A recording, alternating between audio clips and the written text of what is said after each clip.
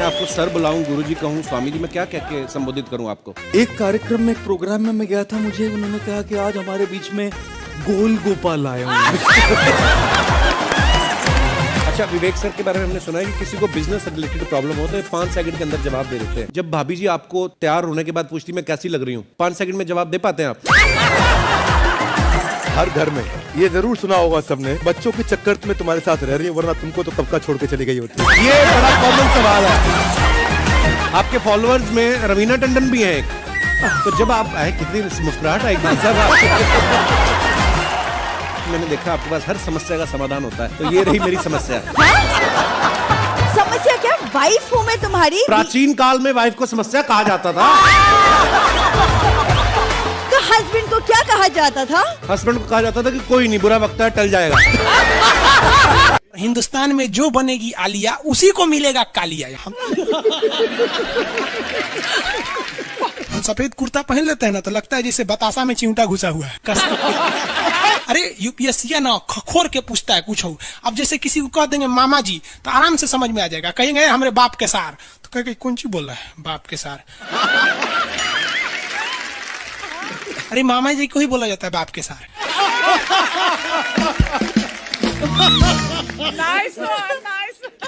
तो वही ऐसे पूछता है। भूगोल वालों ने ये दोनों का नाम अलगे रख दिया। हम तो आपको धाए दे बता दिए थे, आप में से कितने अच्छे से आप बता दिए कि एक में कि दो में। लेकिन यही क्वेश्चन यूपीएससी पूछा था और आधा लड़का गलती ठोक के आया था। क्या पूछा था पता है? कि ज्यादा ठंडा टुंडरा में पड़ता है कि टैगा में। अब लड़का पगला गया है, टुंडरा टैगा कौन सी होलो रे भाई? टुंडरा टैगा, लो टुंडरा टैगा यहाँ पर।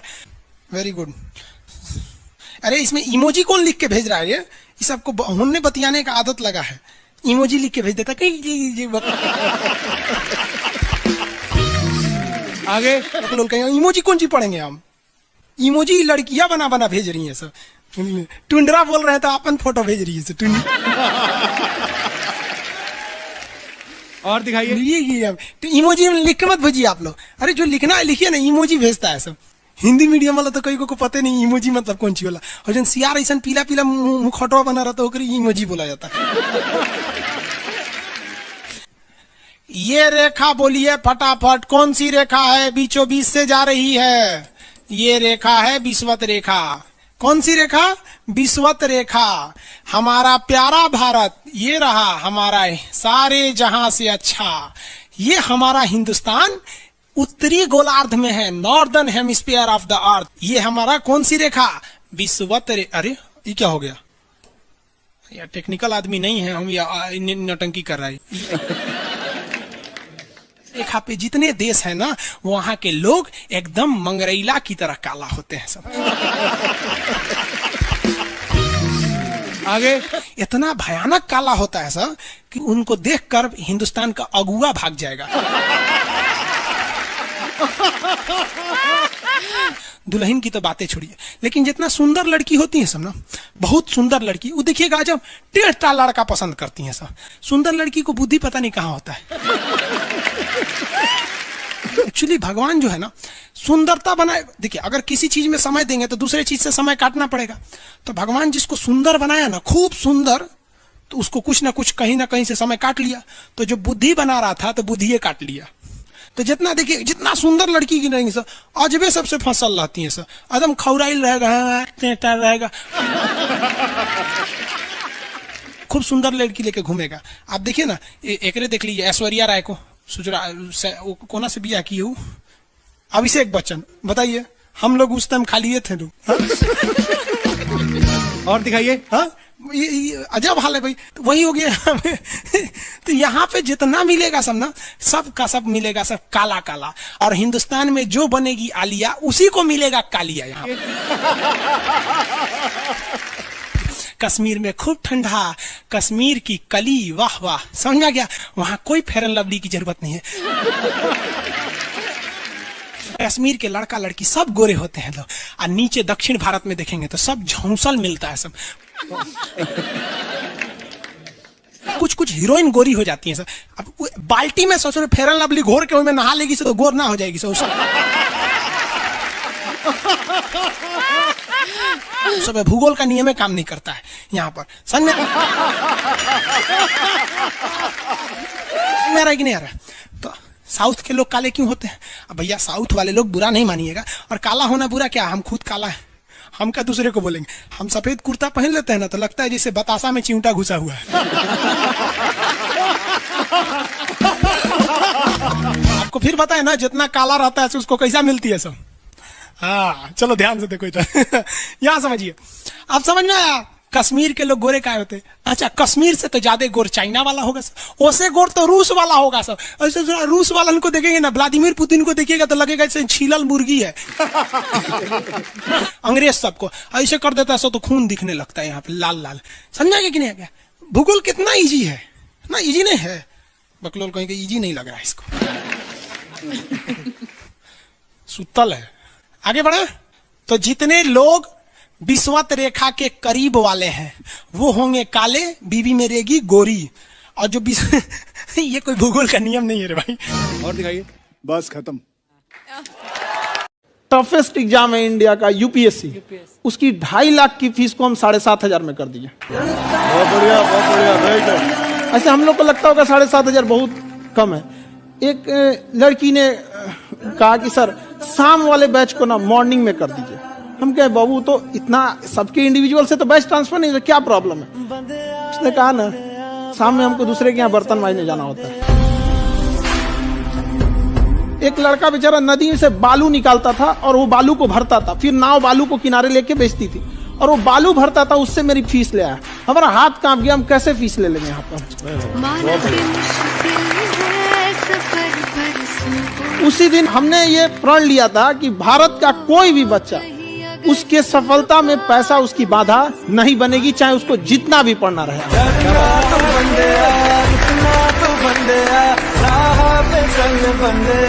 मुस्कुराहट आई खान साहब आपके। आप पटना से है ना? हाँ। हमें भी पटना पसंद है। बताइए आपके पीछे पड़ा कोई क्रेजी फैन ऐसा? आजकल के फैंस ये खान सर।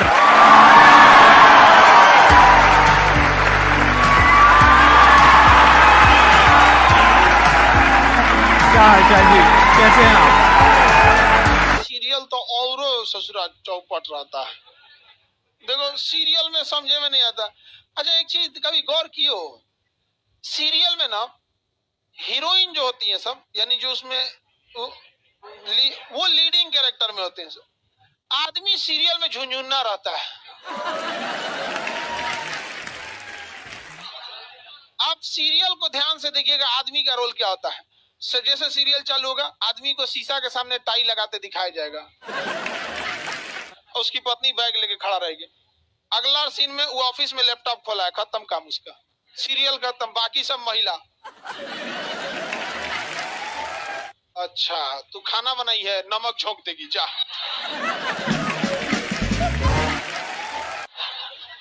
आदमी का काम खत्म, बस लैपटॉप खोलो, टाई लगाओ, खत्म कहानी। बाद में आएगा घरे तो देखेगा मम्मी अलगे मुंह फुलाई है, पत्नी अलगे रो रही है, परेशान रहता है।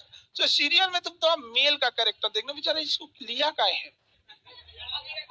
चुपचाप बेचारा एकदम नहीं, जाता के बीच में अनाज पिसा जाता है।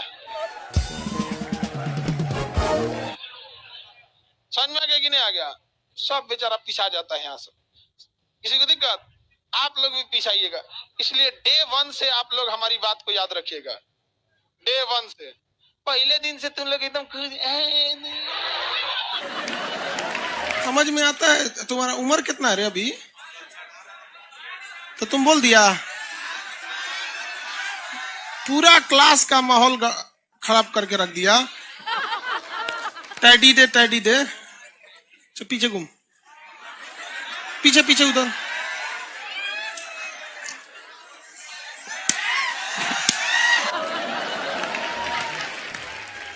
पढ़ने का उम्र है, पढ़ाई कर ले। प्यार मोहब्बत के लिए सलमान खान का उम्र भी बहुत है, और जिसको तुम दिन रात पीछे पड़ता है ना, सलमान खान बुढ़ौती में उसको 2 मिनट में फंसा लेगा।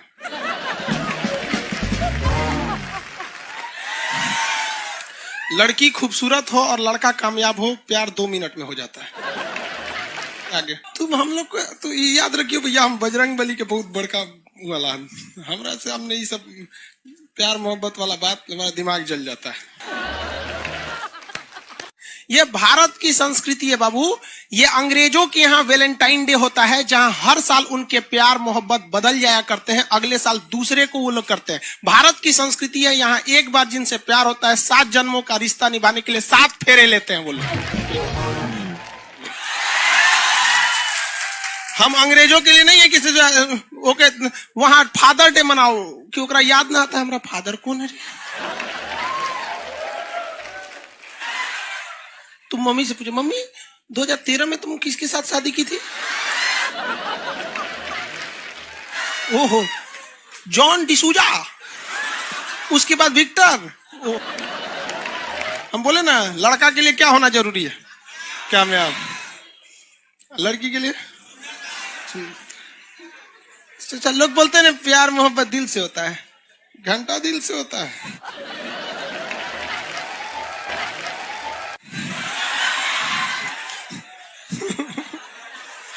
अगर प्यार दिल से होता तो सारा ब्यूटी पार्लर बंद हो चुके रहते।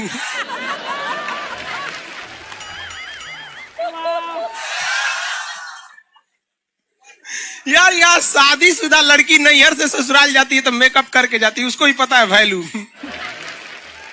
आगे और चारों ओर घूमने की स्वतंत्रता है, तो इसका मतलब थोड़ी ना कि हर जगह चल जाएंगे, क्योंकि बेडरूम में घुस जाइए। कहा रे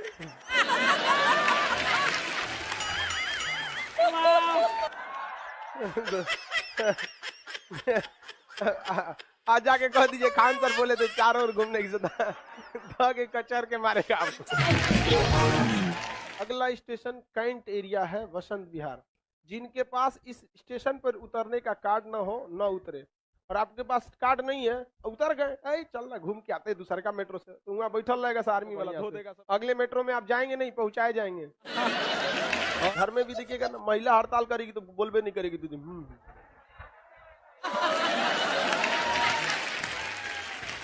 सुपनेखा भी तो महिला थी, नहीं थी? और हम लोग से ज्यादा चरित्रवान खुद भगवान लक्ष्मण थे, उनको नहीं पता था कि डिसिप्लिन क्या होता है, नकिया काट दिए थे। सुपनेखा का नहीं पता है।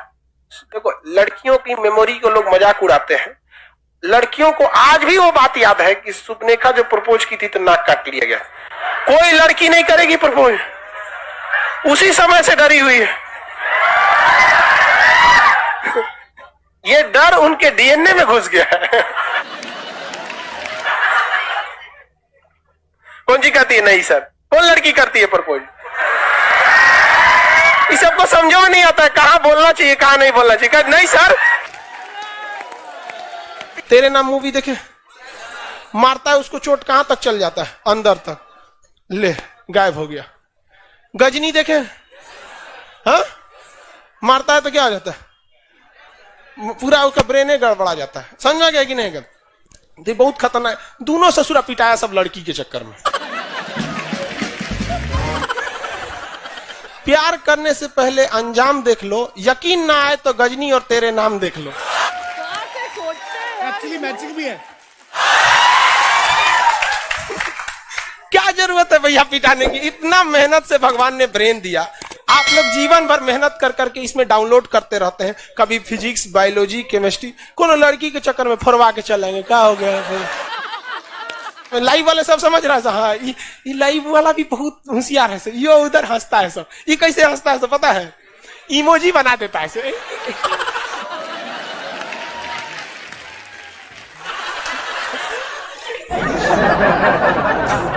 डिजिटल इंडिया में भी हंसी नहीं बर्दाश्त होती, गुस्सियाएगा तो लाल रंग का भौकाल बना दी गई। कब कब बैच लेट हो जाता है ना, गुस्सिया कैसे बोलता है सब। ओए खत्म हो गया। आप में से कितने लोग हैं जो बहुत एक्साइटेड हैं आज के सेशन को लेकर के? तो अब मैं जैसे ही आपको नाम बताऊंगा उनका, जो हमारे आज के गेस्ट हैं, तो आपका जो एक्साइटमेंट लेवल है वो और बढ़ जाएगा। ये बताने से पहले कि गेस्ट कौन है, मैं आपको थोड़ा सा बताता हूं YouTube के बारे में। YouTube में क्या है कि पूरे वर्ल्ड की अगर बात करी जाए तो करोड़ों चैनल्स हैं जो अलग अलग जॉनर्स में है, अलग अलग कैटेगरीज में है। उसमें से 2 बड़ी कैटेगरीज है, मोटिवेशन और एजुकेशन। पूरे वर्ल्ड में जो वर्ल्ड का नंबर 1 मोटिवेशन चैनल है वो मेरा है, और जो वर्ल्ड का नंबर 1 एजुकेशन चैनल है किसी इंडिपेंडेंट क्रिएटर का, वो उनका है, जो कि हमारे गेस्ट हैं। उनके 17 मिलियन से ज्यादा सब्सक्राइबर्स हैं। Please give an energetic and warm welcome to the one and only Khan sir.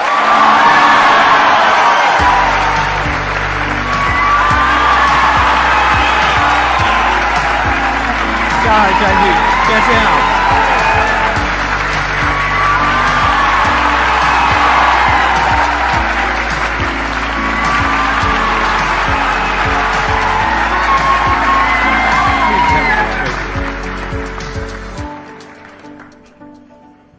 इससे पहले कि ऑडियंस आपसे कुछ पूछे या इंटरेक्ट करे, मेरे माइंड में एक क्वेश्चन है आपके लिए जी। जो बच्चे हैं वो आपके इतने दीवाने क्यों हैं, इतने पागल क्यों हैं आपके पीछे? मतलब मेरे कमेंट सेक्शन में भरा पड़ा था, खान सर कब आएंगे, खान सर कब आएंगे। मतलब ऐसा क्या जादू कर दिया आपने बच्चों के ऊपर? ये सवाल हम आपसे भी पूछते हैं, हमारे पे भी इतना कमेंट आया, इतना मेरे तो ऑफिस में लोग चले आए कि सर कब जा रहे हैं। अच्छा। क्योंकि हम लोग का तो एग्जैक्ट है, वही पढ़ाना है। हाँ। तो देखिए, हम लोग का मेन है कि बच्चों को जो जरूरत रहती है, कि अगर लड़का पढ़ने आ रहा है ना, उसके मन में कोई डाउट ना रह जाए। हम उसको कहते हैं कि हम तुम्हें पढ़ा रहे हैं, दम है तो भूल के दिखाओ, याद करके नहीं।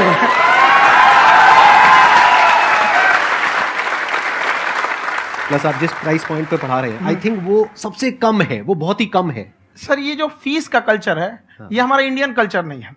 हमारा इंडियन कल्चर गुरु दक्षिणा है, उस हिसाब से वो सही है। ऑक्सीजन जैसे जिंदगी के लिए जरूरी है, वैसे एजुकेशन जरूरी है। कोई ये नहीं कह सकता है कि पैसे की वजह से वो खान सर के यहां से लौट गया। क्या बात है।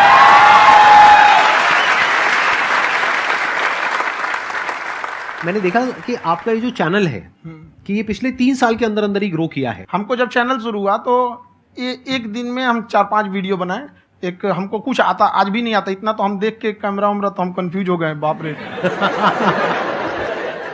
तो हम एक ही दिन में वीडियो शूट किया, पढ़ाने वाला टॉपिक था हमको। उसके बाद कभी वीडियो ही नहीं, 6-7 वीडियो एक ही बार शूट कर लिए। और एक जो थे जिनका कैमरा वगैरह था, मेरे पास कैमरे भी नहीं थे उस टाइम, और कैमरा 35,000 का था, तो 6 महीना इसी में लग गया, जो 35,000 इसी में फंस जाएगा। तो उनके कैमरे से शूट किए, उन्होंने कोई चार्ज लिया, उसके बाद हम छोड़ ही दिए। लॉकडाउन लगा, तब हम कहें आप कैसे पढ़ाएंगे, वो तो 1 दिन 2 दिन करते करते अचानक लंबा हो गया। तब हमको याद आया कि ओहो, मेरा एक चैनल भी है वहाँ पे।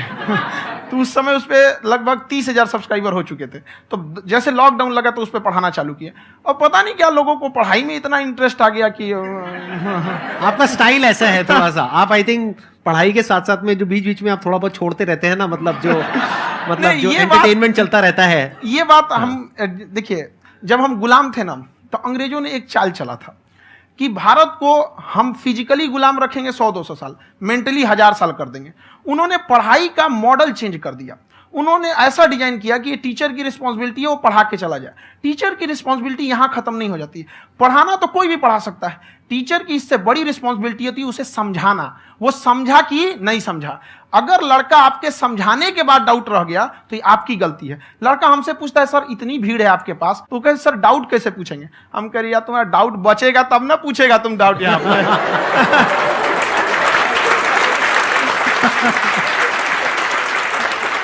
कॉन्फिडेंस नेक्स्ट लेवल है खान सर का, मानना पड़ेगा। और शायद यही वजह है इनकी जो ग्रोथ है उसका। किसी ने शायद सपने में भी नहीं सोचा होगा कि पिछले 2 साल के अंदर अंदर जो आपके चैनल की ग्रोथ हुई है, जैसे आप खुद ही बता रहे हैं कि लॉकडाउन के टाइम पे आपके 30,000 के करीब सब्सक्राइबर्स थे, आज की डेट में 17 मिलियन है। और मेरा एक क्वेश्चन और है, इससे पहले कि ऑडियंस में से आपसे कोई क्वेश्चन पूछे, कि कई बार आप ऐसे भी टॉपिक्स टच करते हैं जो थोड़े से कंट्रोवर्शियल हैं या थोड़े से सेंसिटिव हैं, जिसके ऊपर बात करने की हिम्मत आई थिंक बहुत ही कम लोगों में है। तो आपको कभी ये नहीं लगता है कि कहीं ज्यादा तो नहीं हो रहा है, इसको थोड़ा रोक देते हैं, थोड़ा कम कर देते हैं? क्योंकि कोई लाइन ही नहीं है वैसे तो बोलने को, तो आप कुछ भी बोल दो, कितना भी बोल दो। हुई है कंट्रोवर्सी बहुत बार। एक्चुअली बचपन से हमको फौज में जाना था, और फौज वालों के लिए ये सब मायने नहीं रखता। उसको करना है मतलब करना है, तुम सामने कुछ भी रहो, डजंट मैटर।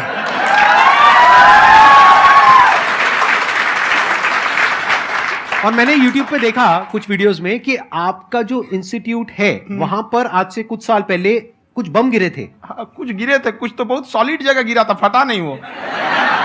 मतलब आपके आसपास? हाँ, बम को भी पता है कि टीचर की इज्जत किया जाता है। क्या बात है, क्या बात है। मैं समझ पा रहा हूं कि ये आपके अंदर जो एटीट्यूड है ये कहां से आ रहा है, क्योंकि आप बचपन से ही फौज में जाना चाहते थे, तो आप जंग के मैदान में ही खड़े हैं एक तरीके से। बस फर्क ये है कि आपके हाथ में कलम है, हथियार ना हो करके। हथियार से एक आदमी की जान जा सकती है, हाँ। कलम से बहुत ताकत होता है। शिक्षा एक ऐसा हथियार है ना, हर कुरीतियों से लड़ सकता है, हर तरह की समस्याओं से। और ये एक ऐसा हथियार है, मेटल डिटेक्टर में भी नहीं पकड़ाता है।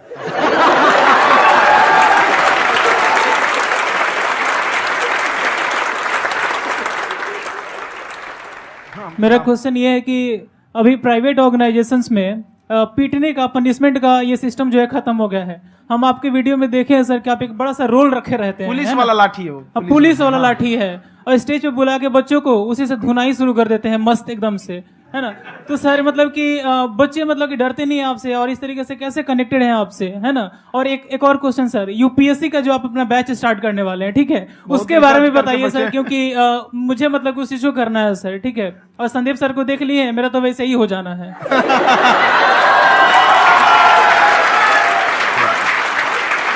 क्या हो जाना है? मेरा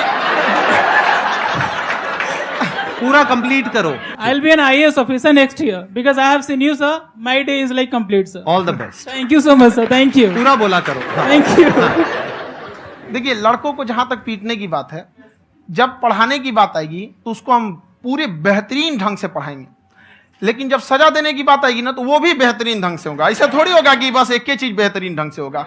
और डर का होना बहुत जरूरी है। ये डर भी अपने आप में एक मोटिवेशन है, क्योंकि जब आपके अंदर एक थोड़ा सा डर रहे ना, तो डर के भागिए मत। एक ऐसा डर जिसको आप लगे कि नहीं नहीं थोड़ा सा और करने की जरूरत है, फिर तो ये हम इसको क्रॉस कर जाएंगे आप। तो लड़कों के अंदर ये डर बनाना भी जरूरी रहता है। और रही बात यूपीएससी वाले की, जो आपने बोला, बहुत सारे लड़के वेट कर रहे हैं यूपीएससी की, क्योंकि 2-2.5 लाख फीस सारे लोग एफोर्ड नहीं कर सकते। और हमारा वही रहता है, हम तो ज्यादातर हमारे स्टूडेंट देखेंगे तो किसी के रिक्शा वाला, सब्जी वाला, यही लोग, इनको तो 2.5 लाख रुपया, इनके पास पूरी संपत्ति नहीं होती है, फीस कहाँ से भरेंगे वहां पे, उसके बाद रहेंगे कहाँ से। तो ऑल ओवर इंडिया से, कश्मीर से कन्याकुमारी तक, गरीब से गरीब भी लड़का उसको पढ़ सकता है। यही कुछ 1000 रुपये मंथली, 12-14 हजार साल का पड़ेगा, खत्म हो जाएगा इतना में।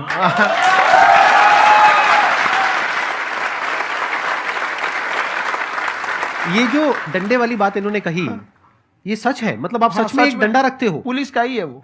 और मारते हो? हाँ। कि मतलब अगर कोई लड़की छेड़ता है या ऐसा कोई भी उल्टा पुल्टा काम पढ़ाई करता लिखाई है, कुछ भी गलती करेंगे तो पिटाएंगे वो। यहाँ पे कैमरे पे ऑन कैमरा जैसा भी रहे, कुछ भी पिटाना तो उनको फिक्स है। एक तो कोई मतलब विधायक जी थे, उनके लड़का को पीट दिए, तो चला दल बल लेके अपना वहां पे। उसने घर पे नहीं बताया था कि सर ने पीटा है, बस बोल दिया कोचिंग में पीटा है। बाद में पता चला हम पीटे हैं, तो उसके पिताजी मेरे सामने और पीटे।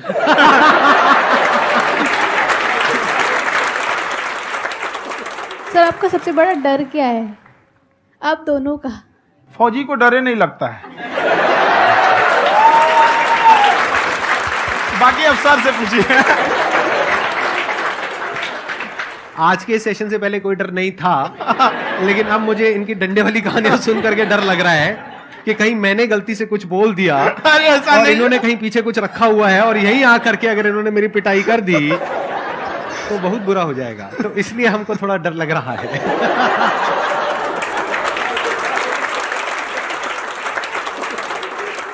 आपकी डेली कितने घंटे क्लासेस होती हैं? 6-7 घंटे। अभी भी खुद ही करते हो आप? हाँ, हमारे स्टाफ परेशान रहते हैं।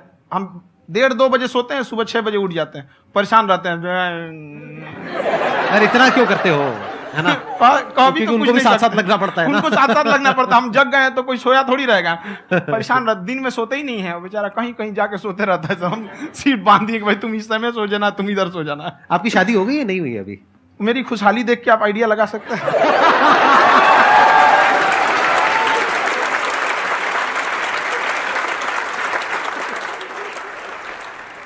First of all I would like to say sir thank you so much to you and to your team कि आपने मुझे यहाँ आने का मौका दिया। एंड सर अब तक मैंने आपको सिर्फ फ़ोन या लैपटॉप में ही देखा है दोनों को, आज फर्स्ट टाइम लाइव देख रही हूँ तो बहुत अच्छा लग रहा है। तो मेरा क्वेश्चन ये है सर आपसे, जब हम लाइफ में कोई डिसीज़न लेते हैं कि हमें ये पर्टिकुलर चीज़ करनी है, और क्योंकि हम डिसीज़न लेते हैं तो हमारी आदत है कि पहले हम 4 लोगों से पूछते हैं कि तू बता तेरी क्या राय है, तू बता तेरी क्या राय है। तो उनमें से अगर कोई हमें कह देता है कि ये बेकार डिसीज़न है मत कर, तो हमारा माइंड कहीं ना कहीं डाइवर्ट होने लगता है और उसकी वजह से हम अपना डिसीजन चेंज कर देते हैं। तो मेरा क्वेश्चन ये है कि कैसे हम अपने डिसीजन पे स्टिक रहे, कैसे हम जो दूसरे के ओपिनियन है उनको अफेक्ट ना होने दें अपने ऊपर। दूसरे से सलाह लेने से पहले एक बार खुद उस पर रिसर्च कर लेना चाहिए, ताकि आप सामने वाला क्या सलाह दे रहा है आपको समझ में आना चाहिए। यहाँ पर ऐसा नहीं है कि कई बार ऐसे होते हैं कि दूसरे वाले को एक्सपीरियंस होता है, तो अगर आपको पहले से आइडिया है, उसके बारे में आप बेहतरीन ढंग से रिसर्च किए हैं कि क्या इसमें प्लस पॉइंट है, क्या निगेटिव है, उसके बाद आप किसी से सलाह लेने जाइए। ये नहीं कि मन में आया सीधा बताओ, गड़बड़ा जाएगा। तो वहाँ पे पहले आपको R&D करना पड़ता है, समझ में आया कि नहीं। और जिंदगी हो या गाड़ी, जीतेगा वही जो टाइम पे गियर चेंज कर रहा है। तो डिसीजन चेंज करना बहुत ज्यादा गलत नहीं है। इन्होंने बहुत अच्छी बात कही है और मैं इसी बात में थोड़ा सा और ऐड ऑन करूंगा कि ये जो आपने कहा ना कि अपने डिसीजन पे स्टिक कैसे रहें, ये कोई अच्छी क्वालिटी नहीं है, क्योंकि टाइम टू टाइम आपको अपने डिसीजंस को चेंज करना होता है। जैसे आपने 4 लोगों से डिस्कस किया, कोई इंसान कुछ पॉजिटिव बोल रहा है, कोई नेगेटिव बोल रहा है, उससे फर्क नहीं पड़ना चाहिए। डिपेंड ये करता है कि वो जो बोल रहा है उसका बेसिस क्या है। क्या वो किसी नॉलेज या एक्सपीरियंस के बेस पे बोल रहा है या ऐसे ही कुछ भी बोल रहा है? ऐसे ही बोल रहा है तो फिर उसकी बात पे ध्यान क्यों दे रहे हो? अगर किसी नॉलेज या एक्सपीरियंस के बेस पे बोल रहा है, फिर चाहे वो पॉजिटिव बोल रहा है चाहे नेगेटिव बोल रहा है, दोनों ही मायने रखता है। उसके बाद में रिसर्च करनी है और फिर रिसर्च करने के बाद में फाइनल डिसीजन अपना खुद का होना चाहिए। अब वो डिसीजन उससे अलग भी हो सकता है जो आपने पहले लिया था, और वो सेम भी हो सकता है। सर मेरा क्वेश्चन दोनों से है आपसे, how to deal procrastination and laziness. हमारा ब्रेन है ना, ये बहुत आलसी टाइप का, इसको आराम खोजना पसंद है। अब थोड़ा सा भी अब इसको आराम की ओर लेके चले गए ना तो फिर उधर ही रहेगा। आप सोचेंगे 10 मिनट आराम कर लेते हैं ना, तो 10 मिनट 2 घंटा बना देगा। उसको टॉर्चर कीजिए, चल 10 मिनट बाद में। उसको आप उस पर हावी में, वो कह रहा है कि हमको आराम चाहिए, आपको हाँ आराम मिलेगा, पहले काम फिर मिलेगा आराम। तो आप उसके हिसाब से मत चल। आपका मन कर रहा है थोड़ा सा देख लेते हैं, कोई नोटिफिकेशन आया, आप कोई काम कर रहे हैं, क्यों पहले काम कर लीजिए, बाद में देखिएगा ना नोटिफिकेशन। आप हावी मत होने दीजिए यहाँ पे। अगर आप 5 मिनट भी थोड़ा सा लूज पड़े ना, थोड़ा सा कमर सीधा कर लेते हैं, 2 घंटा बर्बाद कर दिया आपको। हावी मत होने दीजिएगा उसको अपने ऊपर। प्रोक्रेस्टिनेशन को तोड़ने का एक ही तरीका है, सबसे छोटे लेवल पे ले जा करके उस गोल को तोड़ दो। यानी वो गोल बहुत बड़ा है, उसको ब्रेक डाउन करो, उसके सबसे पहले स्टेप पे आ जाओ कि उसको अचीव करने का सबसे पहला स्टेप क्या है। जैसे गाड़ी चलाना सीखना है, उसका सबसे पहला स्टेप क्या है। अगर घर में कोई नहीं है सिखाने वाला या सिखाने वाली, तो बाहर जा करके जो गाड़ी का ड्राइविंग स्कूल है उधर जा करके पैसे दे दो। अब फंस गए ना तो फंसा दो अपने आप को। दिमाग ये लगाओ कि अपने आप को कैसे फंसाया जाए। जब हम फंस जाते हैं ना तो फिर हमको वो काम करना ही पड़ता है। Then there is no looking back. जब तक आप सोच रहे हो तब तक सोच रहे हो, उसको बोलते हैं पैरालिसिस ऑफ एनालिसिस, कि आप सोचते चले जा रहे हो अपने माइंड में, मैं ये करूंगा वो करूंगा वो करूंगा वो करूंगा, और प्रोक्रेस्टिनेट हो रहा है, वो चीज टलती चली जा रही है। तो उसको छोटे से छोटे लेवल पे ब्रेक डाउन करके उसको कर दो, दैट इज नंबर 1। और जैसे ही करना शुरू करते हो, कोशिश करो कि उसको जब तक कि आप सही से नहीं कर लेते हो उसको छोड़ना नहीं है, तो आपकी लेजीनेस भी खत्म हो जाएगी। कई लोगों को तो हमने देखा जो सप्ताह में कुछ भी नहीं करता, वो भी संडे को आराम कर रहा है।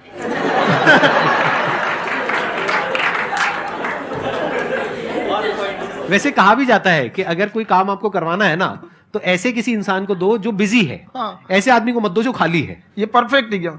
किसी को भी आप देखिएगा जिसको आप कहते हैं कि मतलब थोड़ा ठीक ठाक आप समझते हैं कि नहीं ये बहुत आगे निकल, वो एक काम को खत्म करने के बाद कभी आराम नहीं करेगा। एक काम खत्म हुआ उसको लगेगा हाँ एक खत्म हो गया, अब दूसरा करना चाहिए। और वही जिसको देखिएगा एक खत्म हो गया और आराम करना चाहिए, कभी नहीं, लाइफ में आखिरी सांस तक। सर यहाँ पे सब हिंदी में पूछते हैं, इंग्लिश में पूछते हैं, मैं भोजपुरी में पूछूं? जौन भाषा ठीक लगे तोने में पूछ दो। हाँ सर।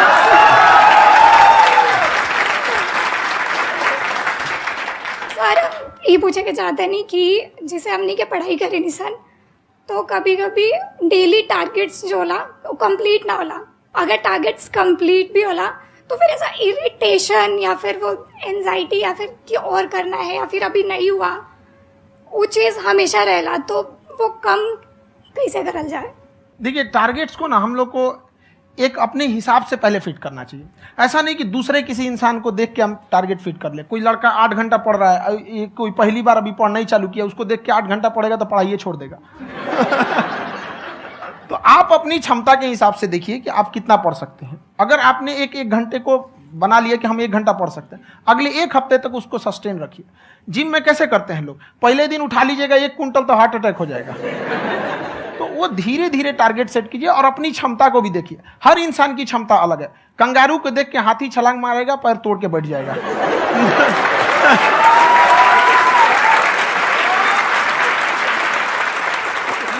अब संदीप सर का मोटिवेशन देख के इसका मतलब क्या कि ट्रेन के आगे खड़ा हो जाएंगे, ढकेल देंगे तुमको। हालांकि ऐसा कर देते हैं, लेकिन ऐसा करिएगा लोग नहीं, क्षमता पता होना चाहिए। आपके अंदर एंजाइटी हो रही है कि मैंने कर तो लिया है, आप ये नहीं कह रहे कि मैंने कुछ भी नहीं किया है फिर मेरे को एंजाइटी हो रही है, आप ये कह रहे हो मैंने काफी कुछ कर लिया है फिर भी एंजाइटी हो रही है कि कहीं कुछ छूट तो नहीं गया है। तो बेसिकली आपको ये देखना है कि अगर आपके अंदर ये एंजाइटी हो रही है, that means you are a very good student, आप एक अच्छे स्टूडेंट हो। क्यों? क्योंकि बहुत सारे स्टूडेंट्स तो ऐसे हैं उनको पढ़ने के नाम से एंजाइटी होती है। तो आपको एंजाइटी हो रही है कि मैंने पढ़ लिया, दिन में मानो 8 घंटे का आपने टारगेट सेट किया और 6 घंटे पढ़ लिया, या मान लो 8 घंटे भी पढ़ लिया, फिर भी एंजाइटी हो रही है कि मैंने 10 घंटे नहीं पढ़ा। तो ये तो अच्छी क्वालिटी है ना, ये तो एक ब्रिलियंट स्टूडेंट की क्वालिटी है, क्योंकि एंजाइटी उसी को होती है जो केयर करता है, जिसको परवाह है, उसी की तो एंजाइटी होती है। जैसे माँ को अपने बच्चे की, जैसे एक माँ को अपने बच्चे को लेकर के एंजाइटी होती है। हंस लो मजाक उड़ा लो मेरा। कोई बात नहीं, एडिट कर देंगे इसको हम। हाँ।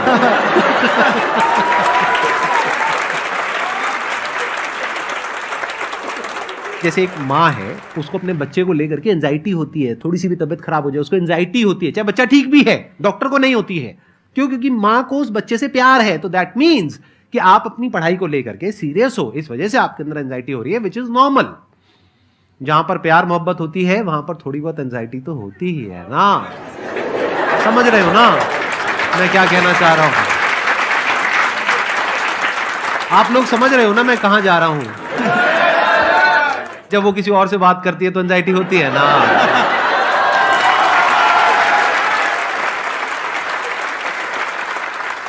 सर आपकी स्टोरी हमने सुनी थी, तो एक टाइम आया था जब आप गंगा किनारे जाके बैठ गए थे, उस समय आपको कुछ समझ नहीं आ रहा था, तो उस समय मतलब आपने ये डिसीजन कैसे लिया कि अब आगे नहीं, यहाँ से वापस जाना है?